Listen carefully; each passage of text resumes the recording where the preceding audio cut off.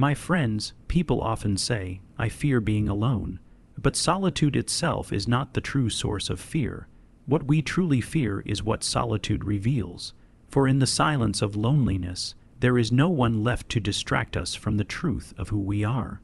Most of our days are filled with noise, company, tasks, and stimulation. Not because life demands it, but because it shields us. We surround ourselves with others, not only out of love, but often out of escape. For to be alone is to come face to face with the self we spend so much time avoiding.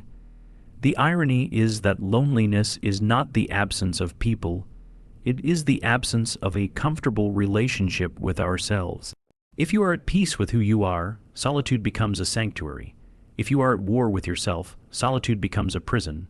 That is why so many resist it. In loneliness, masks fall away.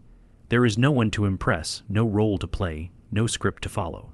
And when those layers vanish, what is left is the raw self, our wounds, our regrets, our forgotten dreams, our unlived life. This confrontation is what terrifies us, not the silence itself. Yet this confrontation is also the gateway to freedom. For a person who can endure facing themselves can endure anything. Loneliness, then, is not an enemy but an invitation. An invitation to reconcile with ourselves, to integrate the parts we deny, to stop running from what is within. The philosophers have always told us, to know the world, you must first know yourself. Psychology echoes this truth. The shadows we refuse to face within us return as fears, addictions, and compulsions in the world around us. Only by facing ourselves directly can we find peace with others. So when you feel afraid of loneliness, remember, it is not solitude you fear. It is the mirror that solitude holds up.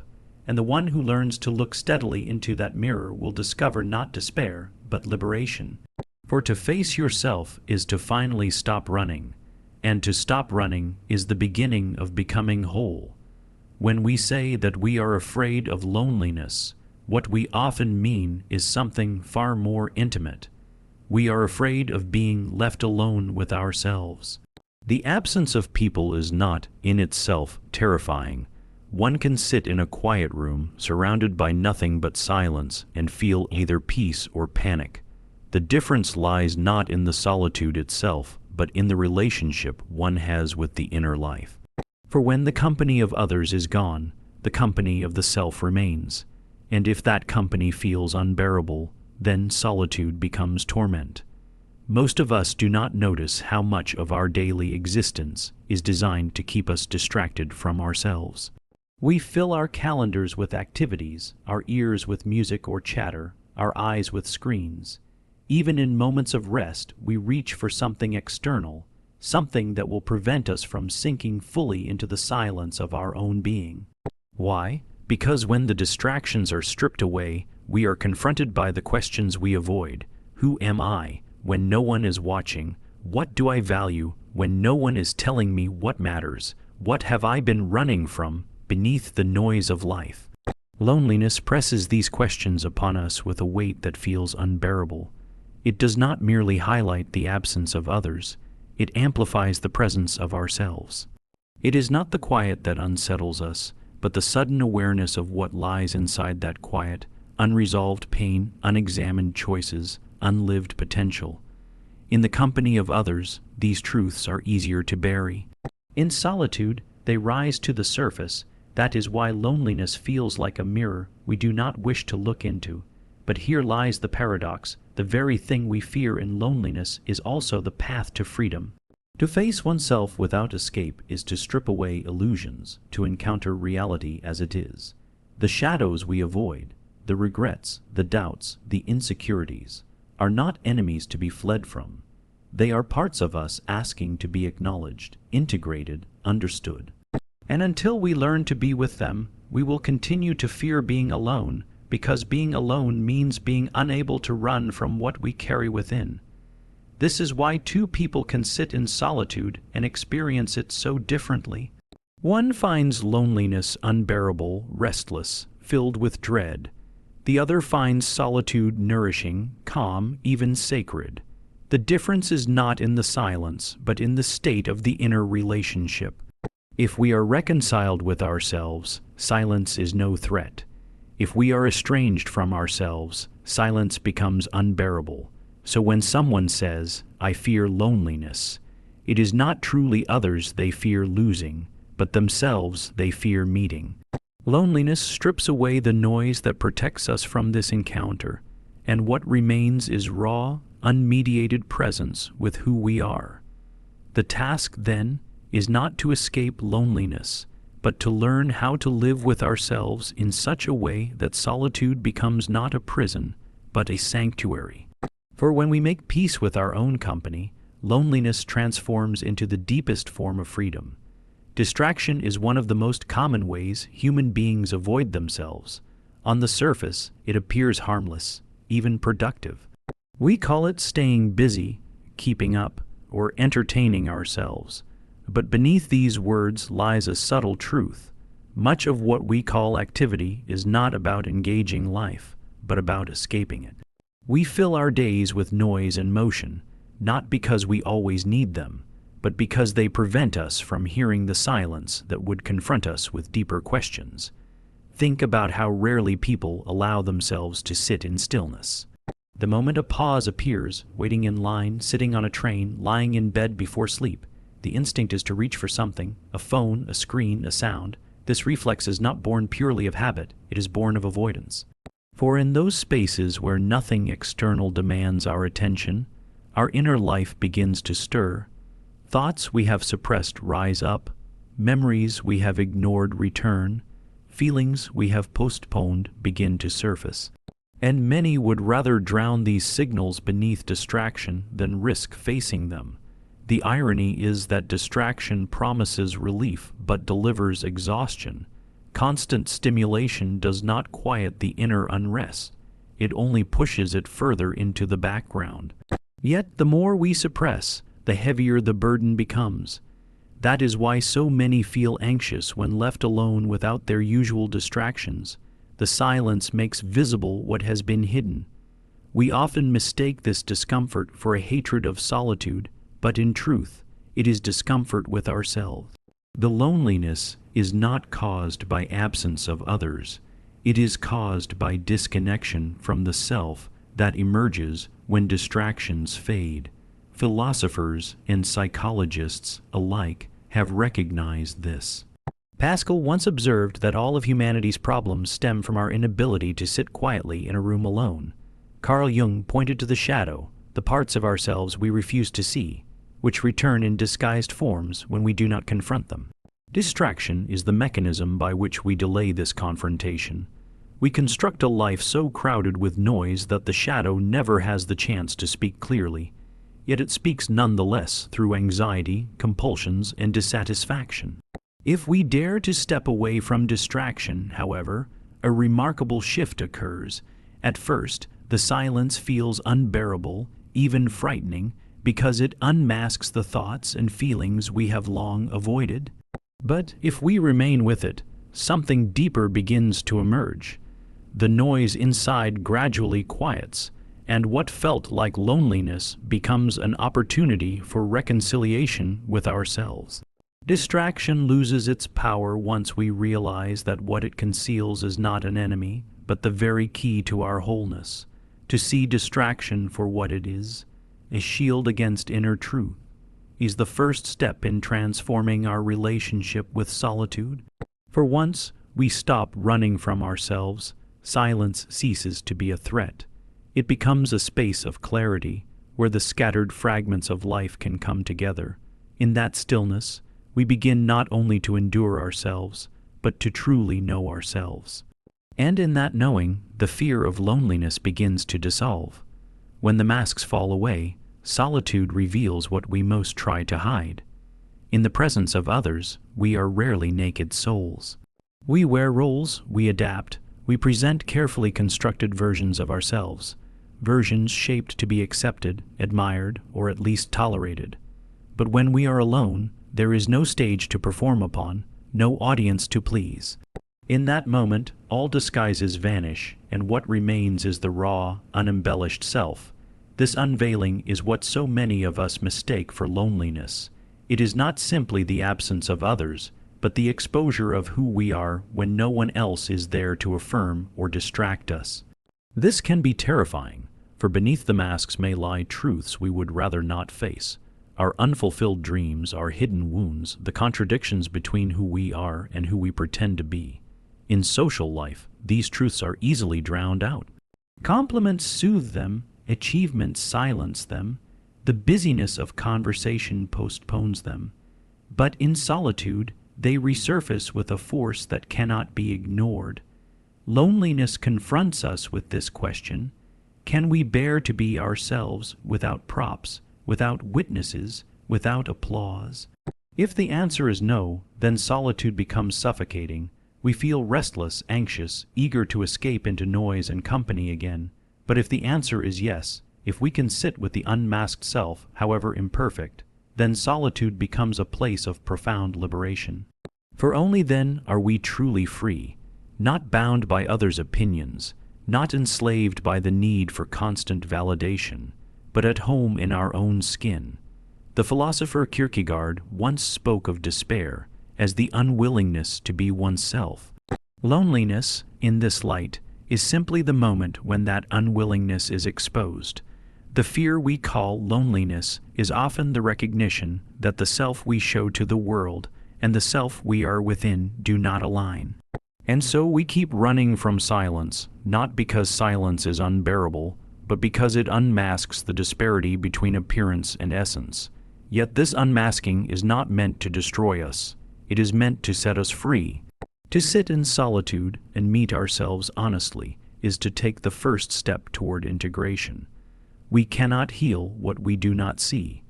We cannot live authentically while hiding behind layers of performance. Only when the masks are removed and the raw self is revealed can we begin the work of reconciliation, accepting our flaws, embracing our strengths, and slowly uniting the fragmented parts of our being. Thus, solitude is not an enemy but a mirror. It shows us what we are without adornment, without audience, without disguise. To resist this mirror is to remain alienated from ourselves. To accept it is to discover authenticity. And once authenticity is discovered, loneliness transforms. What once felt like exposure begins to feel like wholeness. For when we are no longer afraid of the self that solitude reveals, we realize that we were never truly alone. We were only estranged from ourselves. A poor relationship with oneself transforms solitude from a sanctuary into a cage. When we are at peace with who we are, the absence of others feels restful, even nourishing. But when we are estranged from ourselves, when we carry unresolved conflicts, unacknowledged shame, or self-rejection, solitude feels unbearable. In such a state, being alone does not mean being free. It means being trapped with a critic, an accuser, or a stranger. What we call the fear of loneliness is often just the fear of being left alone with a version of ourselves we cannot accept. This explains why some people constantly seek company, noise, and motion. It is not always out of joy for others' presence, but out of desperation to avoid their own. Silence becomes threatening because it unmasks the dissonance within. Alone in a quiet room, one begins to hear the inner voices long suppressed, regrets about the past, doubts about the present, anxieties about the future. Without the buffer of companionship or distraction, these voices grow louder, and if we are not reconciled with ourselves, they can feel like torment. Psychologically, this reflects what Jung called the shadow, the parts of ourselves we repress because they do not align with the image we want to project. These rejected aspects do not disappear. They linger in the unconscious, shaping our moods, our fears, our compulsions. In solitude, with no one else to focus on, the shadow stirs. That is why solitude is painful for the person who resists self-knowledge. It forces them to face what they have denied. The result is restlessness, anxiety, even despair. But the suffering is not inevitable. A poor relationship with oneself can be transformed. Just as friendships are built through honesty, patience, and compassion, so too can we build a friendship with ourselves.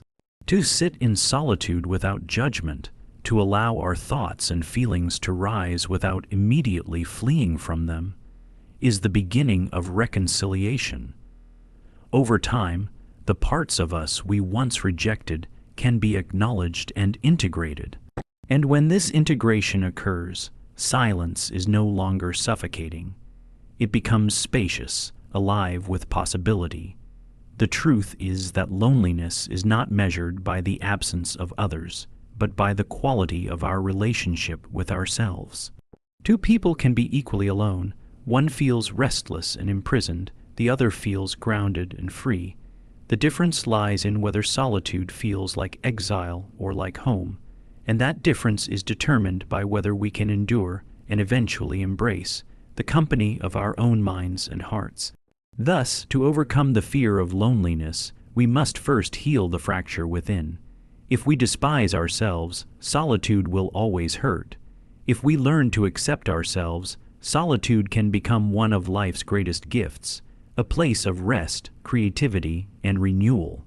In this sense, the cure for loneliness is not simply finding more company.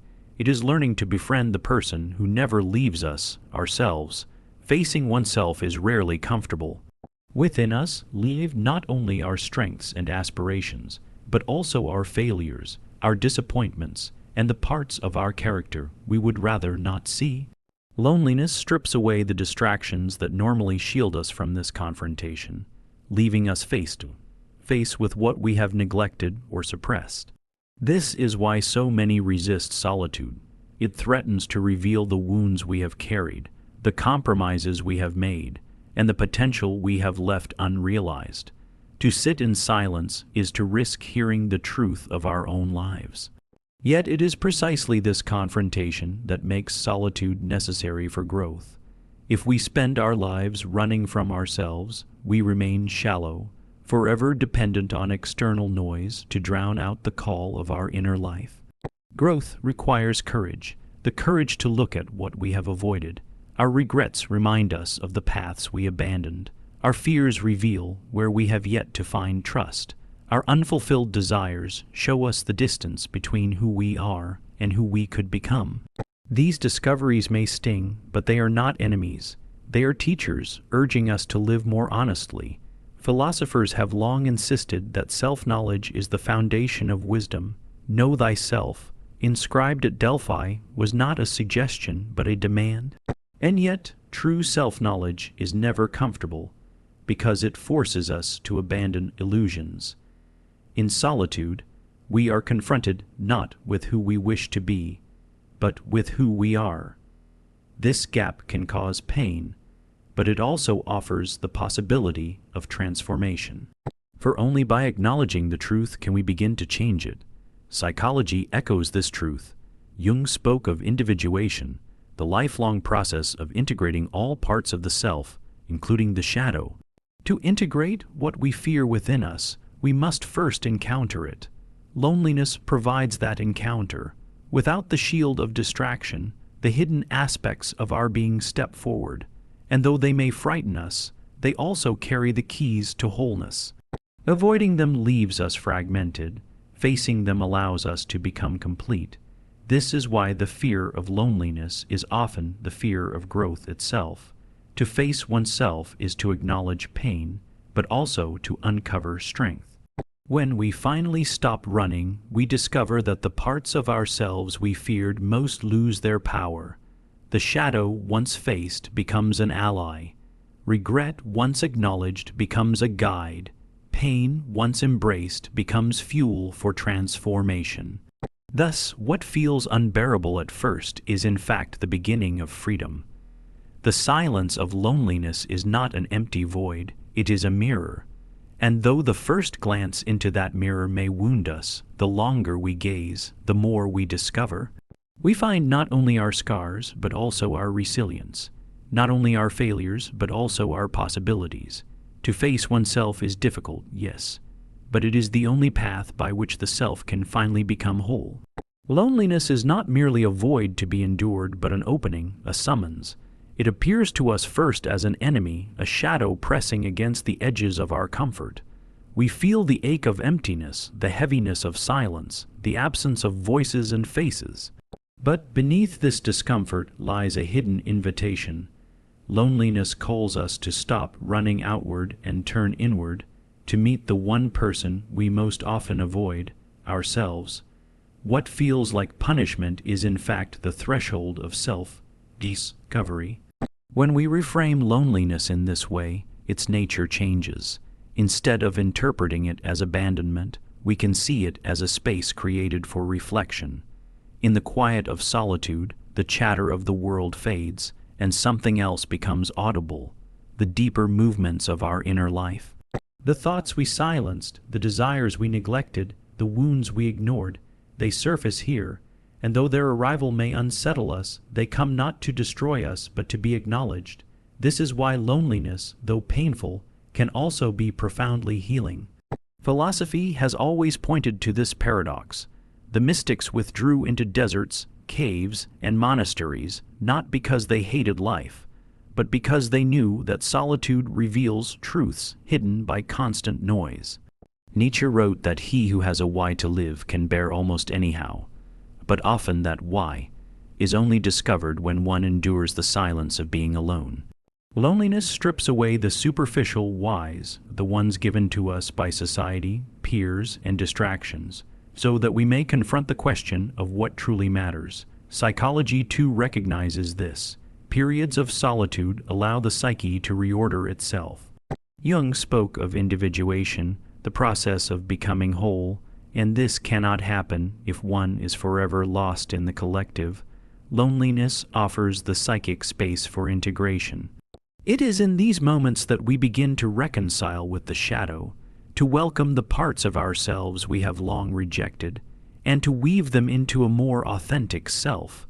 Without loneliness, this integration is impossible, for it requires silence and confrontation. The difficulty, of course, is that most of us interpret this invitation as exile.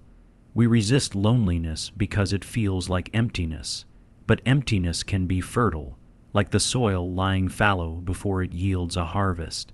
If we can sit with the discomfort, the barren space slowly reveals itself as possibility. Loneliness teaches us to endure ourselves, to listen more deeply, and to ground our lives not in the approval of others, but in the stability of inner truth. Thus, loneliness is not the enemy we imagined it to be. It is a messenger, a teacher, a doorway. To embrace it is not to glorify isolation, but to recognize that moments of solitude are essential for the discovery of meaning. And once we begin to see loneliness in this way, we no longer fear it. We learn to step into it with courage, knowing that within its silence lies the very path to wholeness. Freedom does not begin when life feels easy or when our moods align with our desires.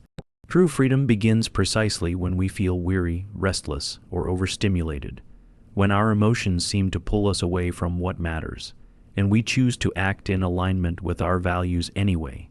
This ability to transcend mood is one of the highest expressions of the human spirit. It reveals that we are not prisoners of passing states, but conscious beings capable of directing our lives beyond how we happen to feel in a moment. Too often, we treat moods as commands. If we feel sad, we withdraw. If we feel anxious, we avoid. If we feel unmotivated, we stop moving altogether.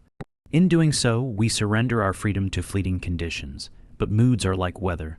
They shift constantly, sometimes clear, sometimes stormy, rarely under our control. To live according to mood is to drift endlessly, never rooted in deeper ground. What we mistake as weakness is often simply obedience to inner weather, and this obedience robs us of our strength. Psychology reminds us that feelings are not fixed realities, but passing signals. They carry information, but they are not dictators. A person who can acknowledge a mood without submitting to it has already stepped into a higher dimension of freedom. In Viktor Frankl's words, even when everything is taken from us, the last freedom remains, the freedom to choose our attitude. And in that choice lies dignity. Consider the artist who creates even when uninspired, the parent who continues to care for their child despite exhaustion, or the person who pursues healing while still feeling broken. These examples show that freedom is not about eliminating mood but about transcending it.